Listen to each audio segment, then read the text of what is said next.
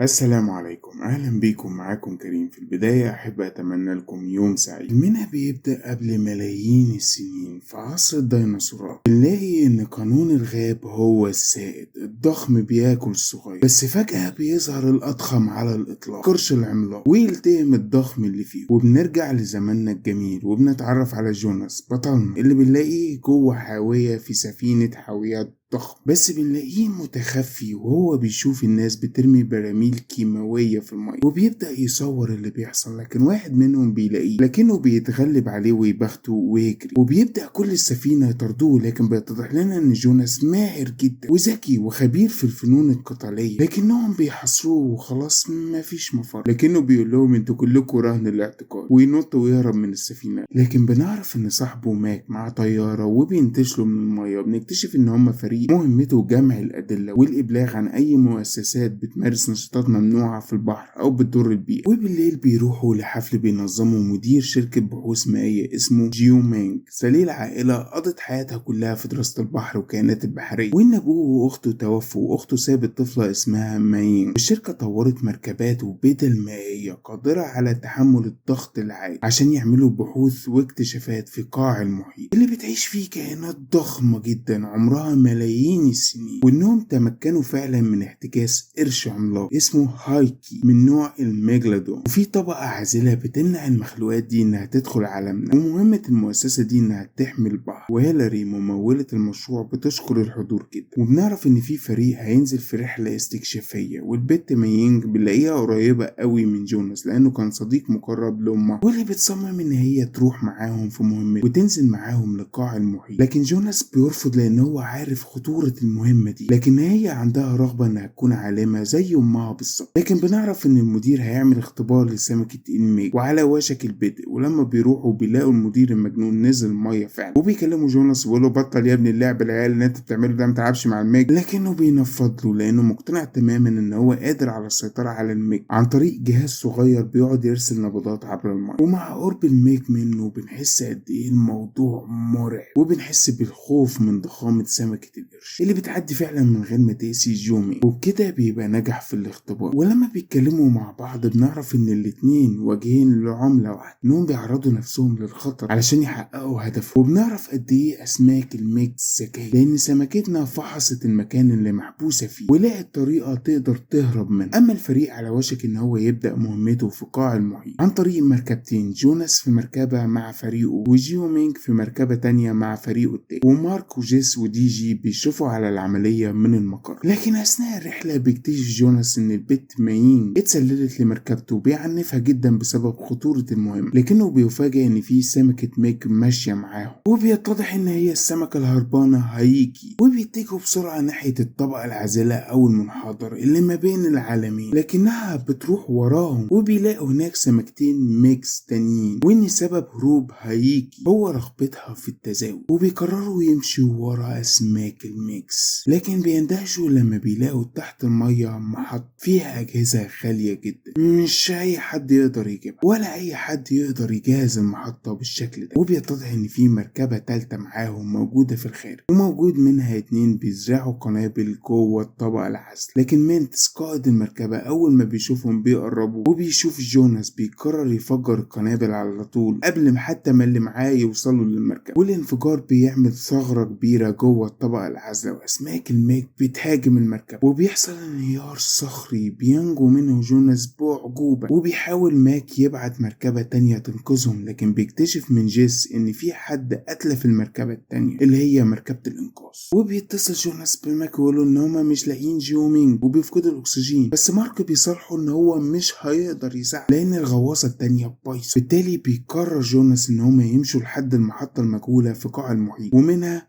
يوصلوا للسطح. وبيلبسوا البدل وينزلوا فعلا، واكتشفوا ان جيومينج ما ماتش وجه في دماغه نفس الفكرة الألمظات. واثناء ده بنلاقي مينتس صاحب المركبة المجهولة وصل للمحطة وبيتصل بزعيمته اللي بيتضح ان هي هيلاري اللي بتديله امر ان هو يقتل الجميع لو وصلوا للمحطة. وأثناء ده بيظهر كائن غريب جدا وبيخطف لانس من وسطي، وأول ما بيقربوا من المحطة فجأة بتهاجمهم وحوش غريبة صغننة تحسهم إن هم الزقاريد، وبتخطف ماينج من وسطهم وبيقدر جوناس يلحقها بصعوبة، لكن الوحوش بتتلم عليهم وتشرخ خوذة كيرتس، وبيولع جيومينج الشعلة عشان يجذب أسماك الميكس اللي أول ما بتلمح الشعلة بتقرب منهم على طول وبتجري الوحوش من الخوف، لكن أسماك الميكس بتطاردهم وبيجروا بسرعة ناحية غرفة معادلة الضغط اللي موجودة جوه المحطة، وبيوصلوا الغرفة في آخر لحظة، لكن قبل ما بيحصل معادلة للضغط بتتحطم خوذة كيرتس، وبيكتشف جيومينج معدن نادر جدا في المحطة موجود بس في أعماق المحيط. الصندوق منه بيقدر بمليارات الدولارات، وده بيفسر سبب وجود المحطة أصلا إن هم يستخرجوا المعدن ده، وبيقرروا يفتشوا أكتر جوه المحطة، لكن فجأة باب بيتقفل عليهم ويتحبسوا، وبنكتشف إن جيس خاينة وشغالة تحت إيد هيلاري، ومن مكانها بتقدر تتحكم في المحطة كلها، وبتأمر ريجاس إن هي تقتل جوناس عشان البت ماينج تعيش، وبتحاول فعلا ريجاس إن هي تنفذ وسط ترحيب من جوناس لكنها ما بتقدرش. وفي اللحظة دي بتظهر هيلاري ليهم وتقول لهم يا شوية مغفلين، بالك انت يا جيومينج انا كسبت من وراك ومن ورا تقنيتك كتير قوي مليارات. وجيومينج من غضبه لما عرف قد ايه هو مغفل كبير بيكسر الشاشة عشان ما يشوفش وشها، لكنها بتؤمر جيس ان هي تقتلهم كلهم، وبالفعل جيس بتغمر الغرفة كاملة بالمية، وبيقرر جوناس يخرج للمية بره عشان يتحكم يدوي في الأوضة ويطلعها، ومع فرق الضغط بينزل دم من مناخيره وبقه، لكنه بيتحمل ويثابر ويخرج، بس أول ما بيوصل بيستقبله مونتس القصر اللي بيقول له انت كنت السبب ان السبوبة بتاعتنا تقف، لكن جوناس بيقول له على فكرة أنا مش فاكرك أصلا، وبيبدأوا العركة اللي بينتصر فيها جوناس ويفقدوا الوقت، وبينجح يحرر فريقه على آخر لحظة، وقبل ما بيركبوا المركبة علشان يمشوا بينوروا المحطة كلها عشان أسماك الميج تدمرها تماما، وأثناء انشغال أسماك الميج بتدمير المحطة مش هيجروا وراهم وهيقدروا يهربوا المزاد، وأثناء ما هم خارجين بيلاحظوا وجود صدع في المنطقة العازلة، الصدع ده هيمكن المخلوقات الضخمة إن هي تعبر بسهولة، وبالفعل بنشوف أخطبوط عملاق بيعبر فعلا من الصدع أنا هسميه الكراكن، وبنكتشف إن مونتس ما ماتش، وبيخرج هو كمان، وبيكتشف ماك ودي جي إن جيس خاينة وبوظت المركبة، لكن للأسف بعد فوات الأوان لأن جيس جاية ومعاها رجالة يقضوا عليهم، لكنهم بيقرروا المواجهة وينجحوا فعلا إن هم يتغلبوا عليهم، لكن بيتضرب عليهم نار وبينطوا في المية وبيرجعوا علشان يسيطروا على المقر، لكن بيتمسكوا، بس بيوصل جوناس المقر وينقذ ماك ودي جي، بس ريكاس بتشوف إن في 3 أسماك جايين ناحية المقر وبتبلغ جوناس، وفي الأثناء جيس بتكلم هيلاري اللي بتقلق قوي لما بتشوف سمكة ميك بتقرب من الإزاز، لكن جيس بتقول لها ما تقلقيش يا أبلة الإزاز ده متين جدا، بس قبل ما تكمل الكلمة كانت السمكة كسر الإزاز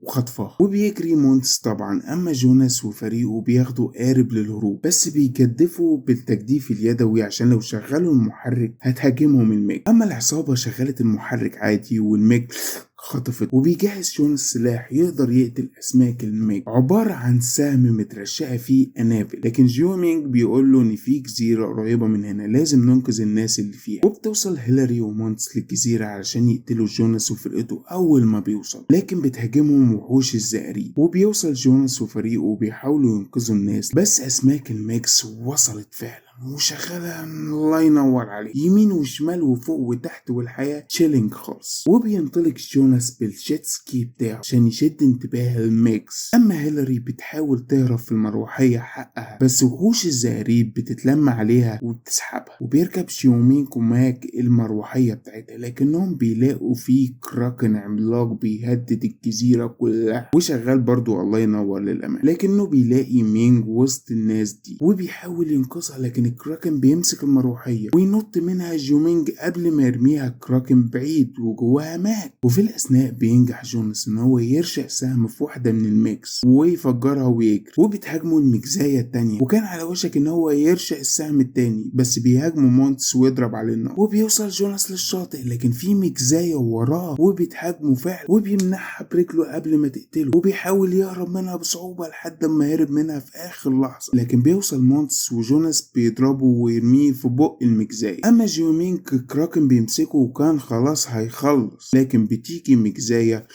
وتهاجمه، بس بينجح ان هو يمسكها ويلف دراعه حواليها، وكان خلاص هيخنقها بس في اخر لحظة بتاكل دراعه وتجيبه. اما ماك لسه محبوس في المروحية وبيحاول يوصل له جيومينج، لكن في مجزاية رايحة ناحيتهم وبيجري جونس ناحيتهم، وبإحدى ريش المروحية بيحاول يجذب انتباه المجزاية، وبالفعل بتروح ناحيته، لكنها بتروح لقضاها لان هو بيرشق ريشة في التفريشة. واثناء ما هما في المية بتقرب المجزاية هايك، لكن جيومينج بيقدر يبعدها بالجهاز بتاعه عن الشاطئ كله، وبينتهي فيلم. لو عجبكم الفيديو ده بقى متنسوش تدوسوا لايك وشير للفيديو عشان نقدر نوصل لعدد اكبر من الناس. ولو عجبكم المحتوى بتاعي متنسوش تشتركوا في القناة وتفعلوا الجرس عشان ما يفوتكوش اي فيديو. ولو بتتابعوني على فيسبوك اعملوا لايك وفولو للصفحة. بس اهم شيء ما تخليش اي فيلم او اي فيديو يليك عن الصلاة وعبادة ربنا. خلاص كده الفيديو خلص، اشوفكم في فيديو جاي. سلام عليكم.